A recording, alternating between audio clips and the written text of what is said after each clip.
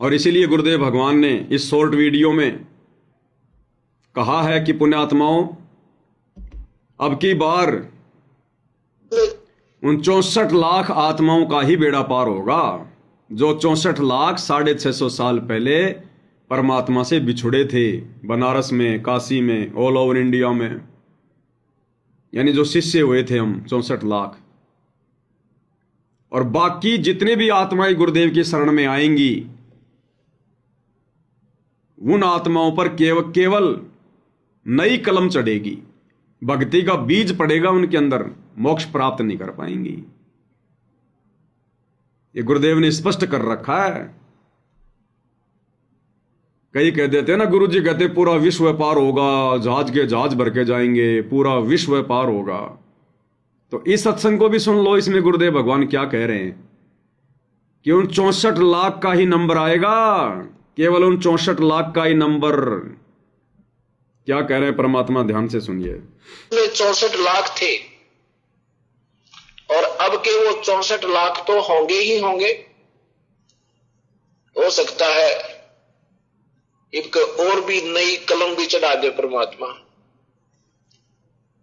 नई कलम भी लगाएंगे, क्योंकि भक्ति का प्रारंभ होना ये बहुत ही ईश्वरीय रजा, और ऐसे कोई सर्कमस्टांस, ऐसे कोई परमात्मा माहौल पैदा करता है जिसके कारण ये प्राणी और कोई विकल्प ना जानकर ईश्वर की ही शरण चाहता है, तो वो भी उसके ऊपर एक मेहर होती है। चाहे कोई दुख में प्रभु की तरफ अग्रसर होता है, चाहे कोई सुख में अग्रसर होता है, वो उसका बहुत ही अच्छा पुण्य और प्रभु की विशेष रजा होती है। किसी भी कारण से आप परमात्मा के चरणों में पहुंच जाते। हम बता रहे थे आपको कि जाप अजप्पा मिल जावे, फिर सुमरण में मन लाना। तो गुरुदेव भगवान ने क्लियर कर दिया कि अब की बार वो 64 लाख ही पार होंगे। और 64 लाख में भी भाई और बहनों केवल वही पार होंगे जो अंतिम श्वास तक गुरु को परमात्मा मानकर, ज्ञान को आधार बनाकर और मर्यादाओं में रहकर भक्ति मार्ग पर टिके रहेंगे। जरा सी सावधानी हटी, दुर्घटना घटी। ये क्लियर कर रखा है गुरुदेव ने। ये ना सोचना कि 64 के 64 तो पार हो ही जाएंगे। कंडीशन हर सत्संग में नहीं बताते परमात्मा। कंडीशन है आजीवन मर्यादा। और 64 लाख अभी आए नहीं पूरे। तुम सोचो भाई, गुरु जी के तो करोड़ों में संगत हो गई, करोड़ों में, और 64 लाख सारे आ गए होंगे। अभी 64 लाख नहीं आए। अभी तो केवल जितने भाई बहन साध संगति से जुड़े हुए हैं, जो सत्सेवक भाई बहन हैं, अब देख लो साध संगति में कितने भाई बहन जुड़े होंगे। केवल वही आत्माएं हैं 64 लाख में, केवल वही। बाकी इन सतलोक आश्रम में जो आप ये भीड़ देख रहे हो ना, भीड़, ये 64 लाख वाली आत्माएं नहीं है। ये 64 लाख में नहीं है। तुम सोचो भैया, गुरु जी की तो करोड़ों में संगत हो गई, 64 लाख तो आए गए होंगे। एक सत्संग में गुरुदेव ने क्लियर कर रखा है कि आप वही 64 लाख वाले हो और अब धीरे धीरे आ रहे हैं। ताजा ही सत्संग है, ज्यादा पुराना नहीं है, ताजा ही है। और उन आश्रमों में भी यदि कोई 64 लाख में होगा तो गुरुदेव के हिसार जेल से बाहर आने से पहले पहले यदि वो साथ संगति से जुड़ गया तो भाई और बहनों उसका बेड़ा पार है, नहीं तो नहीं होगा। अगर गुरुदेव के अपने मिशन को पूरा करके हिसार जेल से बाहर आने से पहले पहले यदि इन सतलोक आश्रमों से जुड़ी हुई कोई आत्मा साध संगति से जुड़ गई और यदि मर्यादा में रह के भक्ति पे लग गई, गुरु को हृदय से परमात्मा मान लिया, तो समझ लेना वो 64 लाख में है। और फिर आजीवन मर्यादा में रहेगा साध संगति में आकर, तो परमात्मा बेड़ा पार करेगा। लेकिन अभी तो 64 लाख भी नहीं आए भाई और बहनों। 64 लाख भी विशेष संदेश में, और ये कितना नंबर है? विशेष संदेश नंबर 5। इसमें गुरुदेव भगवान ने क्लियर कर दिया, अभी 64 लाख पूरे नहीं आए, वो धीरे धीरे आ रहे हैं। तो सोचिए इन आश्रमों में जो ये करोड़ों की भीड़ है, ये क्या है? ये 64 लाख वाले नहीं है। 64 लाख वालों को तो गुरुजी ने साथ संगति से जोड़ लिया। 2014 बरवाला कांड के बाद उन आश्रमों से निकाल के अपनी विशेष आत्माओं को, प्यारी आत्माओं को, जिनको परमात्मा ने मोक्ष प्राप्त करवाना है, उन आत्माओं को गुरुजी ने साथ संगति से जोड़ लिया। और थोड़ी बहुत आत्मा यदि फंसी होंगी तो परमात्मा हिसार जेल से बाहर आने से पहले पहले निकाल लेंगे। तो क्या कह रहे हैं गुरुदेव भगवान विशेष संदेश नंबर 5 में? गुरुदेव कह रहे हैं आप वही आत्मा हो जो परमात्मा से जो बिछुड़ी थी 650 साल पहले, 64 लाख वाली, और अब धीरे धीरे आ रहे हैं। अभी टोटल आए नहीं सारे। क्या कह रहे हैं मालिक? लेकिन हम इतने ढीठ हैं, सब समर्थ को सामने देखकर भी हमने कदर नहीं की उसकी। हम अपनी अहंकार में सड़ गए। 64 लाख से श्वेत उन पिता के, वो उनमें से आप ही हो और अब आ रहे हैं, वो वही है। गुरुदेव कह रहे हैं वो जो परमात्मा से बिछुड़े थे 64 लाख वाली आत्मा, वो आप ही हो और अब धीरे धीरे आ रहे हैं। और सारे आएंगे, लेकिन आने मात्र से मोक्ष नहीं है। कंडीशन तो वही है भाई।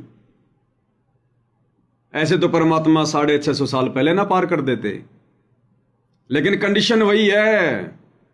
उस समय भी हमने गुरु रूप में आए हुए कबीर जी को परमात्मा नहीं माना।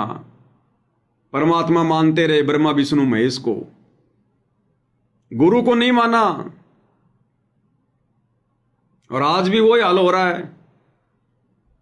आज हमने उस 650 साल पहले वाले को परमात्मा मान लिया, उस फोटो को हमने भगवान मान लिया, जिसको हम 650 साल पहले भगवान नहीं मान रहे थे। 650 साल पहले हम जिस कबीर को भगवान नहीं मान रहे थे, अब हमने वर्तमान में उस कबीर को तो भगवान मान लिया, उस फोटो को तो भगवान मान लिया हमने कि हां कबीर भगवान, कबीर भगवान। लेकिन वो कबीर भगवान उस फोटो में नहीं है। उस फोटो से निकलकर संत रामपाल जी के रूप में फिर से गुरु बनकर आ गया। अब हम संत रामपाल जी को कबीर नहीं मान रहे। अब कबीर जी जिस रूप में गुरु बनकर आए हैं, हम उनको नहीं मान रहे भगवान। ये आदत हमारी बहुत ही ज्यादा ये पुरानी आदत है, बिगड़ी हुई आदत है, घटिया आदत है ये। जब 650 साल पहले कबीर जी आए, उस समय हमने उनको भगवान नहीं माना।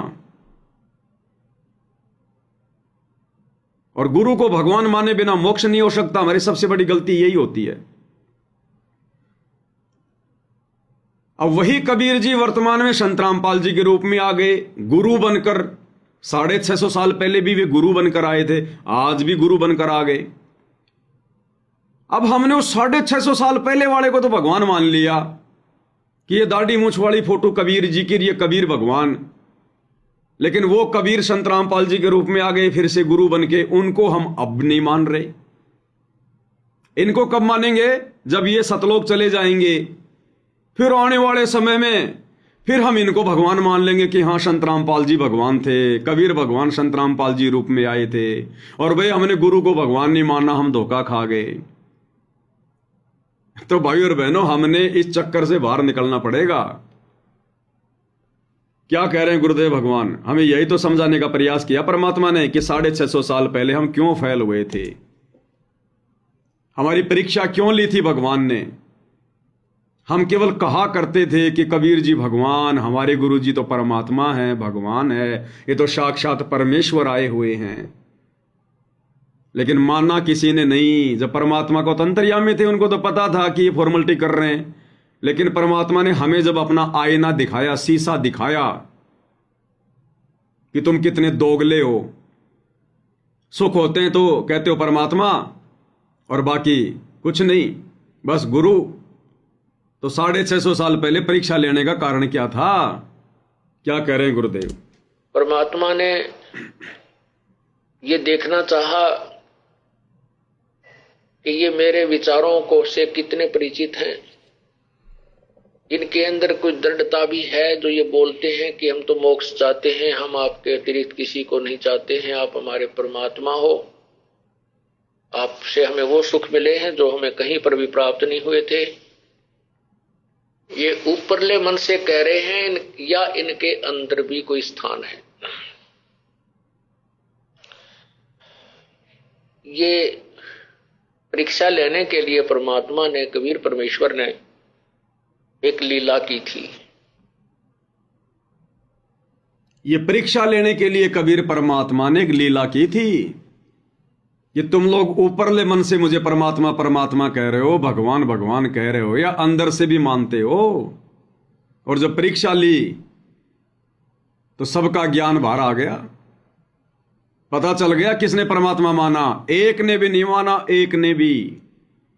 तो सन 1994 से वही कबीर परमात्मा संत रामपाल जी अपना ज्ञान दे रहे हैं, सो सुख दे रहे हैं।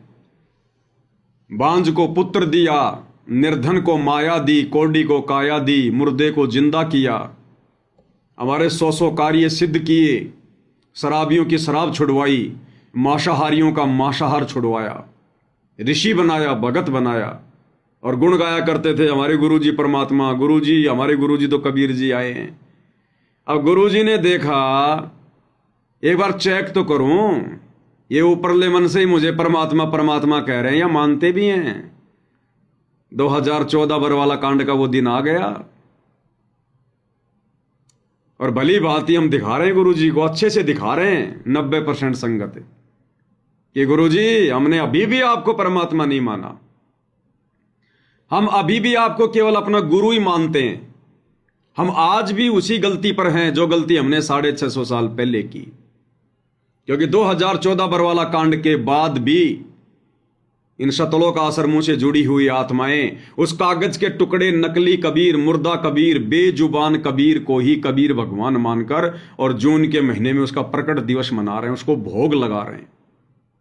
अगर अपने गुरु को कबीर मान लिया होता तो बताओ फिर गुरु के अलावा हम और किसी का प्रकट दिवस क्यों मनाएंगे, हम और किसी का बोध दिवस क्यों मनाएंगे। तो आज भी 90% संगत ने यह साबित कर दिया कि गुरुजी आज भी हम उसी गलती पे हैं। परंतु ये कलयुग की पिछली पीढ़ी है भाई और बहनों, परमात्मा का जहाज अब की बार खाली नहीं जाएगा। अब की बार गुरुदेव का विमान खाली नहीं जाएगा। एक सत्संग में गुरुदेव ने बताया कि बच्चों, जब से तुम परमात्मा से बिछुड़कर यहां आए हो, वो कबीर भगवान, वो दयालु परमात्मा रोज सतलोक से एक विमान भेजता है त्रिकुटी पर, रोज, और रोज वो विमान खाली जाता है, खाली। लेकिन अब इस कलयुग की पिछली पीढ़ी में भाई और बहनों वो विमान भर भर के जाएगा, भर भर के, क्योंकि अब ये मोक्ष प्राप्ति का समय है। और परमात्मा ने अपना विशेष आशीर्वाद देकर चंद आत्माओं का ज्ञान योग खोल दिया है और उन आत्माओं ने गुरु को परमात्मा के रूप में पहचान लिया है और साबित कर दिया कि साध संगति से जुड़े हुए भाई बहन ही गुरुदेव की वो विशेष आत्माएं हैं जो सतलोक जाने की पूर्ण तैयारी में हैं। क्योंकि साध संगति में संकल्प लेकर जुड़े हुए भाई बहन जिस कदर गुरु को परमात्मा मानकर भक्ति कर रहे हैं, जिस कदर विषय विकारों से दूर हटकर भक्ति कर रहे हैं, हर प्रकार से मर्यादित होकर भक्ति कर रहे हैं, आत्म कल्याण के प्रति चिंतित हैं, इन शतलोक आश्रमों में सार शब्द प्राप्त भाई बहन भी उस कदर भगत नहीं बने। अभी पतिव्रता पद पर रहकर भक्ति केवल सत्सेवक भाई बहन कर रहे हैं। वो सार शब्द, सार नाम लेने वाले पतिव्रता पद पर नहीं है, केवल फॉर्मेलिटियां कर रहे हैं, फॉर्मेलिटियां।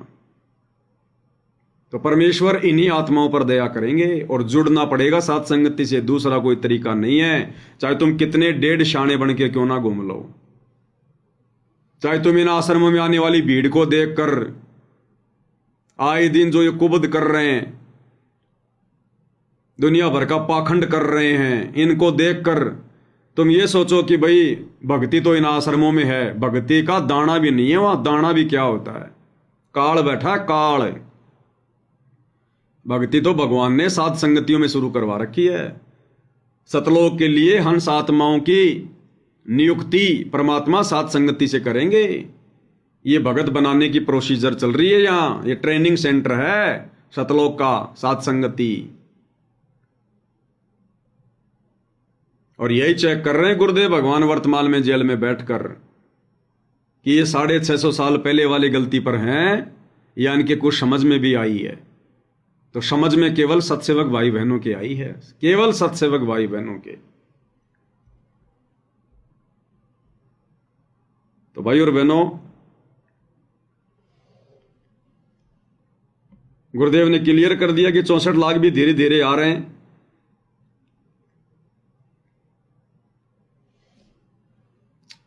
और परमात्मा प्राप्ति के लिए निरंतर अग्रसर हो रहे हैं, अग्रसर। अगले सत्संग में पूज्य गुरुदेव भगवान ने हमें क्या समझाना चाहा है? एक बहुत ही अच्छा संदेश है परमात्मा का कि किस प्रकार ये काल आत्माओं को भ्रमित रखता है।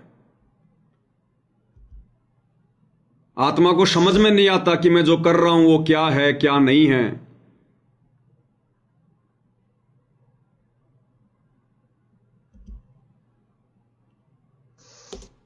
बिना इस ज्ञान को अच्छे से समझे काल इसी प्रकार से भ्रमित रखता है। अभी सत्संग में गुरुदेव भगवान ने क्या शंका का समाधान किया है कि 100 वर्ष सतगुरु की पूजा और एक दिन आन उपासी, वो अपराधी आत्मा फिर पड़े काल की फांसी। कि 100 वर्ष तो आप अपने गुरुजी के द्वारा बताई गई भक्ति साधना कर लो, उनकी पूजा कर लो, और एक दिन भी यदि आपने आन उपासना कर ली, अन्य किसी देवी देवता की पूजा कर ली या उसकी पूजा में शामिल हो गए, तो आपने 100 वर्ष मर्यादा में रहकर जो सतगुरु की पूजा की है वो आपकी नष्ट हो जाएगी, आपकी बर्बाद हो जाएगी वो। और सतगुरु नाराज होगा वो अलग। और ये काल भाई और बहनों फिर धोखे में रखता है जीव को। कब तक? जब तक हम गुरुदेव के ज्ञान को अच्छे से नहीं पकड़ेंगे। गुरुदेव ने कहा, मान लो किसी ने उपदेश ले लिया, उपदेश लेकर 2, 4, 6 महीने, साल भर, 2 साल उसने भक्ति करी, दान धर्म भी किया, ज्योति भी करवाई, पाठ भी करवाया, गुरु से आशीर्वाद भी लिया, गुरु के दर्शन भी किए, सत्संग भी सुने, तो वो भक्ति धन तो उसके पास में जमा हो गया, इकट्ठा हो गया। क्योंकि भाई और बहनों, ये पूर्ण परमात्मा है और इनके तो दर्शन मात्र से हम कितने भक्ति के धनी बन रहे हैं। इस काल की पूजा से तो हम लाख जन्मों में भी उतने धनी नहीं बन सकते जितने धनी सतगुरु रामपाल जी के एक आशीर्वाद से हम बन रहे हैं। ये कोई सामान्य आशीर्वाद नहीं है गुरुदेव भगवान का, जो हम आश्रमों में जा जाकर गुरुदेव भगवान के रहते सहते नीची गर्दन करके लिया करते थे, गुरुजी सर पे हाथ रख के निकल जाते थे। वो सामान्य आशीर्वाद नहीं था। 650 साल पहले इसी कबीर भगवान सतगुरु रामपाल जी ने बनारस के तोताद्री नगर में पंडितों के भंडारे में जब एक भैंसाराम को इसी प्रकार से आशीर्वाद दिया, थपकी मारी, उस जानवर ने मनुष्य की भाषा बोलना शुरू कर दिया। और तो और उस समय वेद केवल संस्कृत भाषा में थे। उस भैंसे ने उस संस्कृत के मंत्र बोलने शुरू कर दिए। अग्ने तनुर असी विष्णवे तवा सोमस्य तनुर असी, कबीर अंगारी असी बम्भारी असी, सवर ज्योति रितधाम आसी। खाली गुरुदेव भगवान ने आशीर्वाद ही दिया था उसको कि भाई भैंसाराम, मुझे तो देख संस्कृत आती नहीं, मुझे तो वेद वगैरह आते नहीं, मैं तो अनपढ़ आदमी हूं। लीला कर रहे थे परमात्मा। और भाई तू इन पंडित जियों को संस्कृत के 5 श्लोक सुना दे, इनकी शर्त है कि जो व्यक्ति संस्कृत के 5 श्लोक सुना देगा वही उन पंडितों के साथ बैठकर भोजन करेगा। तो परमात्मा ने कहा कि बैसाराम तू सुना दे और भाई जा फिर तू इन पंडितों के साथ बैठ के भोजन कर ले। तो बैसेराम ने सुना दिए, मालिक ने आशीर्वाद दे दिया, बैसेराम ने मंत्र बोल दिए संस्कृत में फटाफट। और फिर कहा गुरुदेव ने कि कहीं पंडित जियों को थोड़ी बहुत कोई शंका ना रह जाए, ये जो तूने जो मंत्र सुनाया है ना, ये अग्नि तनोरसी विष्णवे तवा सोमस्य तनोरसी कवीर अंगारियसी बम्बहरियसी सवर ज्योति रितधामासी, इसका हिंदी अनुवाद भी करके बता दे। कई पंडित जी समझें कि बैसाराम तो पूर्णतया इस आध्यात्मिक ज्ञान से परिचित नहीं है। तो बैसाराम ने कहा कि पंडितों, इस श्लोक का अर्थ ये है कि ये जो तुम्हारे सामने खड़े हैं ना, ये कबीर जी, यही है पूर्ण ब्रह्म परमात्मा, सारी सृष्टि के मालिक, जो तीनों लोकों में प्रवेश करके सबका धारण पोषण करते हैं, सह शरीर धरती पर आते हैं, ये जीव आत्मा के पाप कर्मों का नाश करते हैं, बंधनों का नाश करते हैं, ये है वो भगवान। नालायको। तो पंडित जियों ने कान पकड़ लिए सबने, और परमात्मा ने कहा कि जा बैसाराम कर ले भंडारा। अब पंडितों ने देखा कि ये अंदर चला गया तो सारा खा जाएगा, बोले भगवान माफ करो, आप ही आ जाओ। तो भाई और बहनों, हम जो भक्ति वर्तमान में कर रहे हैं गुरुदेव भगवान से लेकर, जो उनके आशीर्वाद हम ले चुके हैं या वर्तमान में उनके आशीर्वाद हम ले रहे हैं अपने घर बैठे, क्योंकि ये तो शब्द स्वरूपी राम है। शब्द निवास आकाशवाणी यो सतगुरु का रूप है, इनका तो शब्द रूप है। ये तो खाली लीला कर रहे हैं एक मनुष्य तन में, आप और हमारी तरह दिखाई दे रहे हैं। इनका तो नूरी शरीर है, तेज पुंज का। आप और हमारी तरह इनके शरीर में टट्टी पेशाब गोबर नहीं भरा, हाड़ मांस थूक लार नहीं है। धर्मदास भी तो इसी धोखे में था कि मैं आपको कैसे भगवान मानूं। आप कह रहे हो कि मैं विदेह हूं और दिखाई दे रहे हो हमारी जैसी देह वाले। तब परमात्मा ने कहा था कि यही तो धोखा खा रही है दुनिया।